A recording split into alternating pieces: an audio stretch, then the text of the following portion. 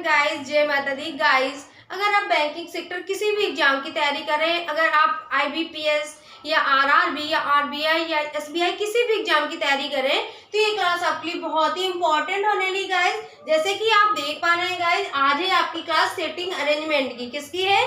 Setting arrangement की। ठीक है, देखिए गाइस, सेटिंग अरेंजमेंट को क्या बोलते हैं? बैठक व्यवस्था बोलते हैं। क्या बोलते हैं? बैठक व्यवस्था बोलते हैं। ठीक है गाइस, मैं बता दूं, आपका ये पीओ का पेपर हो या क्लर्क के, बहुत ही इंपॉर्टेंट क्वेश्चन है आपके।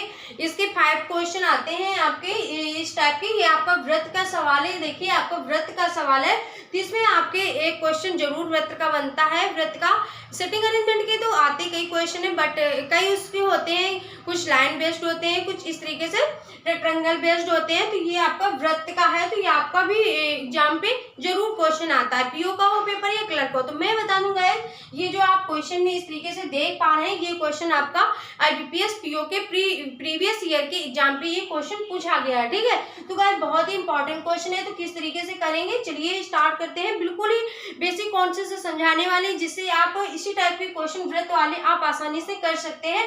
ठीक है, तो गाइस जैसे कि क्वेश्चन को देखते हैं, लिखा हुआ है A B C D E F G और एच केंद्र की ओर मुख होकर एक वृत्त के इर्द गिर्द बैठे हैं। ठीक है, तो देखिए इसमें ये देखिए जो कुछ वर्ड हैं जो मुझे देखने हैं, जैसे कि इसमें केंद्र की ओर के लिए पूछा गया।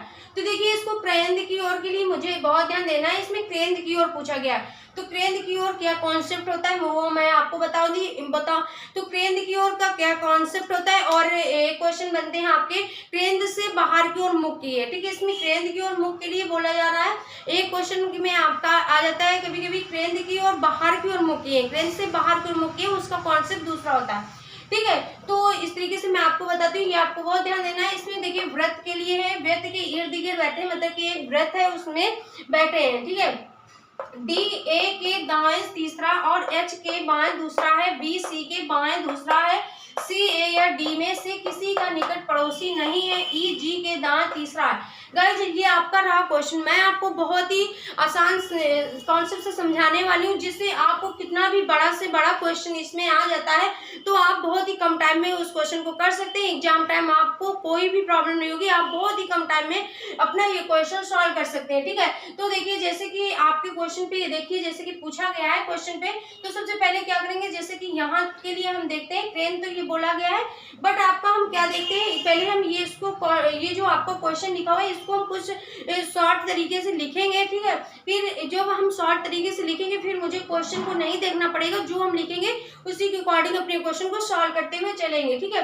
जैसे कि लिखा हुआ है यहाँ तक के लिए, तो ये देख लिया कि व्रत के इर्द गिर्द बैठे एक व्रत बनाएंगे ट्रेन, इसका कॉन्सेप्ट अभी मैं बताऊंगी आपको। ये देखिए, पहले क्वेश्चन जितना पूछा गया क्वेश्चन पे उतना ही हम लिख लेते हैं। ठीक है, ए के दाएं तीसरा डी है, तो इस तरीके से हम शॉर्ट में किस तरीके से लिखेंगे, ए के दाएं तीसरा डी है। ठीक है, इस तरीके से शॉर्ट में हम लिखेंगे।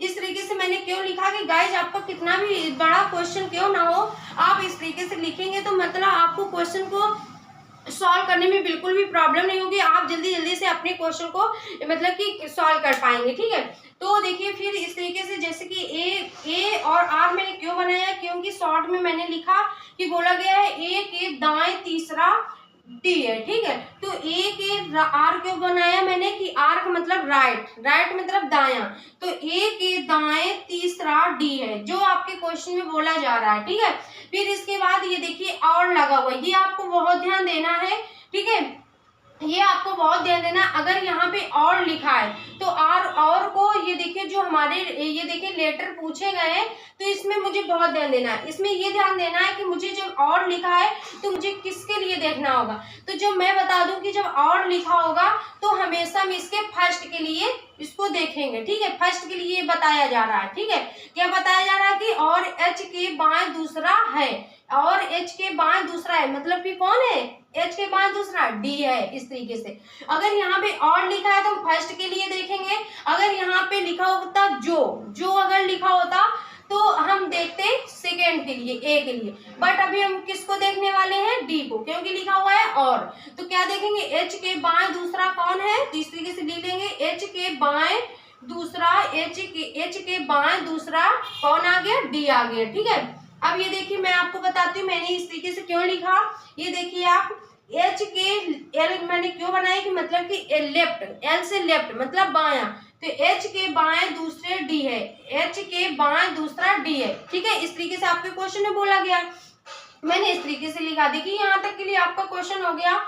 अब आगे देखते हैं, बी सी के बाएं दूसरा है, तो लिख लेते हैं सी के बाएं दूसरा कौन है, बी है, तो इस तरीके से लिख लेते हैं, ठीक है। क्या बोला गया है, सी के बाएं दूसरा है बी, सी के लेफ्ट मतलब बाएं, सी के बाएं दूसरा बी है, इस तरीके से। अब बोला गया सी ए या डी में से किसी का निकट पड़ोसी नहीं है, तो यहाँ पे बोला है कि सी ए या डी में से किसी का निकट पड़ोसी नहीं है, मतलब कि निकट पड़ोसी का मतलब ये होता है कि ये बोला जा रहा है कि जो ए या डी है वो सी के पास नहीं बैठे, मतलब कि ए और डी के पास सी नहीं है, ठीक है। तो मतलब कि निकट पड़ोसी मतलब कि नेबर नहीं है, मतलब कि पड़ोसी नहीं है, पास में नहीं है बैठेंगे, ठीक है। तो देखिए जैसे कि इस तरीके से हम लिखेंगे, सी को यहाँ लिखेंगे, फिर इस तरीके से लिखेंगे ए और लिखेंगे डी। देखिए सी ए या डी, तो मतलब सी ए लिखा, ए या डी, इस तरीके से लिखेंगे, फिर लिख देंगे पड़ोसी नहीं है, मतलब कि पड़ोसी करके लिख के और क्रॉस कर देंगे, मुझे पता चल जाएगा कि सी ए डी का पड़ोसी नहीं है। देखिए हमारा यहाँ के लिए इतना क्वेश्चन हो गया, बस हमारे ये बचा हुआ है ई जी के दाएं तीसरा है, तो इस तरीके से लिखेंगे जी के दाएं मतलब कि आर बनाएंगे, तीसरा मतलब 3 बनाएंगे ई, तो देखिए इस तरीके से जी के राइट मतलब कि आर का मतलब जी के राइट मतलब दायां, जी के दाएं तीसरा ई है, जिस तरीके से आपके क्वेश्चन में पूछा जा रहा है जी के दाएं तीसरा ई है, ठीक है। तो जी के दाएं तीसरा ई है। तो देखिए गाइस आपका ये इतना बड़ा आपका क्वेश्चन लिखा हुआ दिख रहा था, मैंने आपका क्वेश्चन को छोटे छोटे शॉर्ट तरीके से आपके क्वेश्चन को इस तरीके से मैंने लिखा। अब क्या करेंगे गाइस, जैसे कि कितना भी बड़ा से बड़ा आपका क्वेश्चन क्यों ना आ जाए, आप इसी तरीके से सॉल्व करेंगे, ठीक है। इसी तरीके से आप जरूर सॉल्व करिएगा, आपको बहुत आसान तरीके से कम टाइम में आपका क्वेश्चन बन जाएगा। फिर देखिए गाइस, ये देखिए जब ये हम लिख लेते हैं तो इस क्वेश्चन को फिर मुझे नहीं देखना होता है, ठीक है। इसको हम नहीं देखेंगे, फिर हम इसी से सॉल्व कर सकते हैं, फिर इसको हम नहीं देखेंगे, फिर इसी के अकॉर्डिंग हम सॉल्व कर सकते हैं, क्योंकि मैंने अपने शॉर्ट तरीके से अपने क्वेश्चन को यहाँ लिख लिया, तो इस तरीके से अब इसको नहीं देखना है। तो क्या करेंगे गाइस, अब हम इसको कर देते हैं इरेज, हम इसी तरीके से अपने क्वेश्चन को सॉल्व करेंगे, ठीक है। तो इस तरीके से अपने इस क्वेश्चन को इरेज कर देते हैं, फिर मैं आपको समझाती हूँ, ठीक है। इस तरीके से इतना हम इरेज कर दे रहे हैं, ठीक है। तो इतना ही हमारा ये देखिए क्वेश्चन था, तो इस तरीके से ये देखिए अब इतना हम नहीं इरेज करेंगे क्योंकि आपको समझ में आना चाहिए क्या पूछा गया क्वेश्चन पे, ठीक है। तो इस तरीके से गाइस ये देखिए मैंने इरेज किया हुआ है, ये देखिए आपका क्वेश्चन पूरा रहा। ये देखिए आपके जो क्वेश्चन में पूछा गया था, तो ये पूछा गया क्रेन की ओर मुख करके, तो मैं बता दूं क्रेन की ओर जब मुख करके होता है तो किस तरीके से हम करते हैं। देखिए कॉन्सेप्ट कैसा लगता है, इस तरीके से एक हम वृत्त बनाएंगे। देखिए गाइस जिस तरीके से आपके वृत्त के लिए बोला गया है, वृत्त मतलब सर्कल, सर्कल वृत्त को कहते हैं। फिर देखिए इस तरीके से केंद्र बोला गया, तो इस तरीके से हम केंद्र के बीच में बनाएंगे। फिर देखिए केंद्र की ओर का क्या कॉन्सेप्ट होता है, किस तरीके से देखिए अगर केंद्र में हमारा अगर राइट पूछा जाएगा तो किस तरीके से जाएंगे, लेफ्ट पूछा जाएगा तो किस तरीके से जाएंगे। देखिए गाइस अगर आपका इसमें राइट पूछा जाएगा तो मैं आपको बताती हूँ, जब आपका केंद्र की ओर मुख करके होगा तो आपका कॉन्सेप्ट किस तरीके से लगेगा, कुछ इस तरीके से हम जाएंगे। ये देखिए केंद्र की, ये देखिए जब केंद्र की ओर मुख करके बैठेंगे तो राइट में कुछ इस तरीके से आपका कॉन्सेप्ट लगेगा, इस तरीके से राइट, इस तरीके से आपका राइट जाएगा, ठीक है। या इस तरीके से स्टार्ट करेंगे, इस तरीके से यहाँ तक राइट जाएगा, इस तरीके से, ठीक है। अब गाइस इसी में अगर लेफ्ट पूछा जाएगा तो हम लेफ्ट किस तरीके से करेंगे, तो यहाँ मैं आपको बता देती हूँ। जैसे कि आपका लेफ्ट इसी में पूछ दिया जाएगा तो हम किस तरीके से ये क्रेन बनाएंगे। इसी तरीके से अगर इसमें लेफ्ट पूछ दिया जाएगा तो किस तरीके से करेंगे, तो लेफ्ट के लिए कैसे जाएंगे, इस तरीके से ऐसे चलेंगे, ये देखिए इस तरीके से लेफ्ट जाएंगे, ठीक है। तो ये आपका लेफ्ट का कॉन्सेप्ट रहा। राइट का कैसा रहा, राइट मतलब होता है, मैं आपको बता देती हूँ, लेफ्ट मतलब होता है बायां और राइट मतलब होता है दायां, ठीक है। इस तरीके से राइट होता है दायां और लेफ्ट होता है बायां। तो राइट हम कुछ इस तरीके से जाते हैं और लेफ्ट हम कुछ इस तरीके से जाते हैं, ठीक है।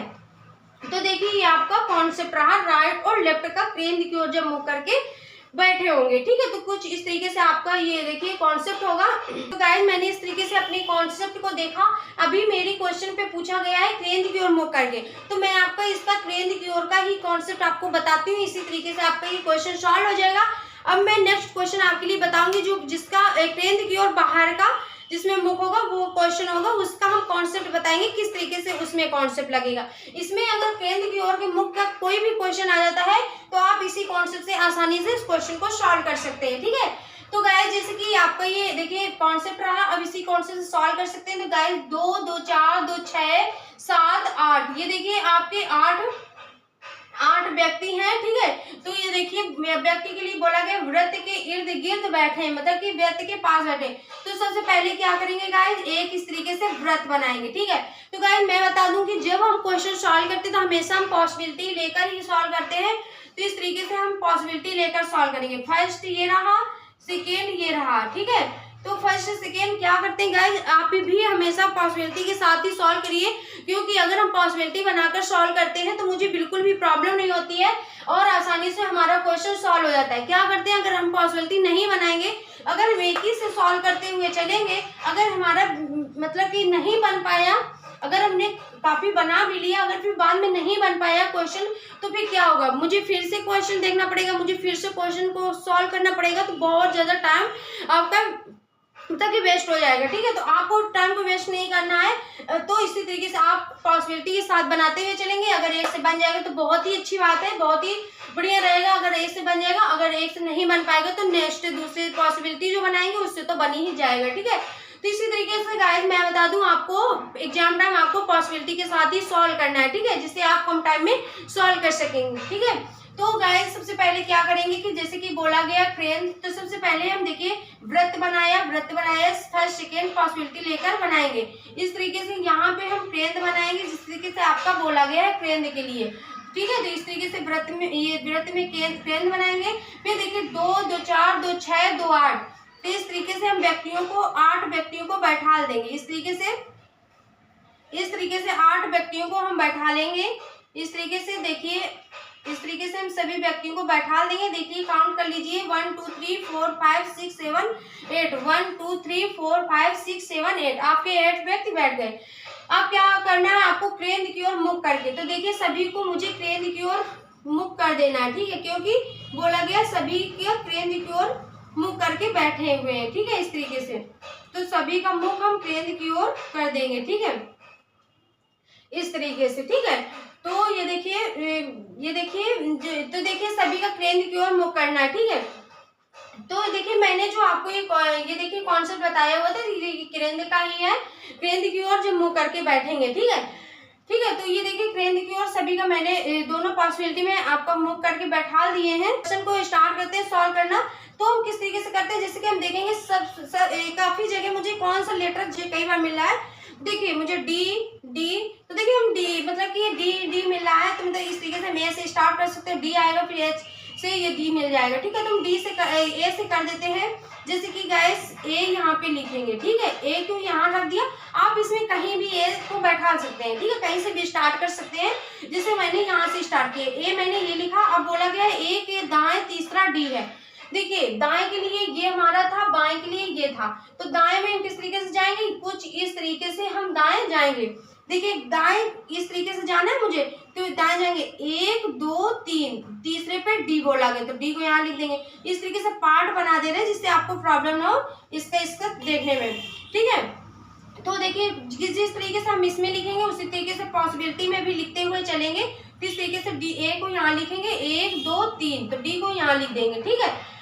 ठीक है, फिर क्या बोला गया, एच के लेफ्ट दूसरा डी। देखिए मुझे डायरेक्ट मिल जाएगा डी के लिए, एच के लेफ्ट दूसरा डी। तो देखिए एच के लेफ्ट दूसरा डी मतलब ये बोला जा रहा है कि जो एच के बाएं दूसरा डी है, जो ये डी है एच के बाएं दूसरे स्थान पर डी बैठा है। ठीक है, तो देखिए बाएं में किस तरीके से देखना, बाएं ये देखा, बाएं मुझे किस तरीके से जाना है, इस तरह से जाना है। ये देखिए बाएं मुझे इस तरह से जाना है, तो देखिए जब इस तरह से ऐसे जाना है, ठीक है, कुछ इस तरीके से जाना है, तो देखिए एच को हम यहाँ बैठा सकते हैं, क्योंकि ये देखिए इस तरीके से गया हुआ है बायां, तो इस तरीके से गया हुआ है, तो देखिए 1 2, तो दूसरे स्थान पर डी आ जाएगा, एच के 1 2 दूसरे स्थान पर डी आ जाएगा, बायां कुछ इस तरह से चला हुआ है। देखिए ठीक है, इस तरीके से, तो देखिए यहाँ पे भी हम एच को यहीं बैठा सकते हैं। अभी हमारा दोनों सेम चला है 1 2, ठीक है, तो सेम चल रहा है। अब देखिए ए डी के लिए बोला जा रहा है कि ए डी सी का पड़ोसी नहीं। तो देखिए ए रहा है ये, तो मुझे सी को यहाँ भी नहीं बैठाना, सी को यहाँ भी नहीं। क्रॉस इस तरीके से कर दिया कि मुझे पता चल जाए कि सी को यहाँ नहीं बैठा लेंगे, इस तरीके से यहाँ भी क्रॉस करते हुए चलेंगे। तो ठीक है, तो ए के पास भी सी को नहीं बैठाना, डी के पास भी सी को नहीं बैठाना। देखिए डी को यहाँ भी नहीं बैठाना, इस तरीके से क्रॉस करते हुए चलेंगे। मतलब यहाँ भी सी नहीं बैठेगा, यहाँ भी सी नहीं बैठेगा, यहाँ भी सी नहीं बैठेगा, यहाँ भी सी नहीं बैठेगा। तो बची कौन सी जगह सी की?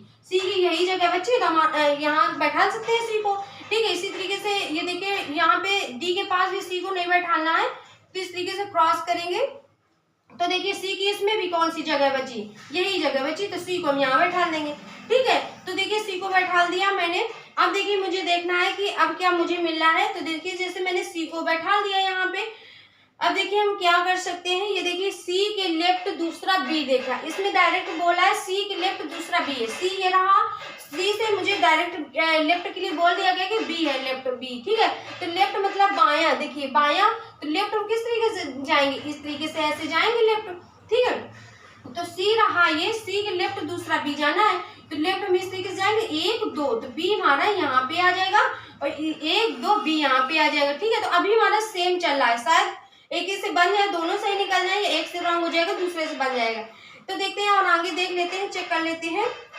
इस तरीके से बी को मैंने एडजस्ट कर दिया, लिख लिया। फिर इसमें बोला गया जी के राइट 3 ई, जी के दाएं मतलब तीसरा ई है, तो जी के दाएं तीसरा ई, दायां ये रहा। दायां का कैसा कॉन्सेप्ट लगा है? इस तरीके से कॉन्सेप्ट लगा है, दायां कुछ इस तरीके से जाएंगे। ठीक है, तो जब दाएं, देखिए अब हमारे पास कौन सी जगह बची हुई है? 1 2 3 4 5 जगह, तो हमारी मतलब कि मैंने व्यक्ति को बैठा दिया, अभी बची 1 2 3 जगह बची है।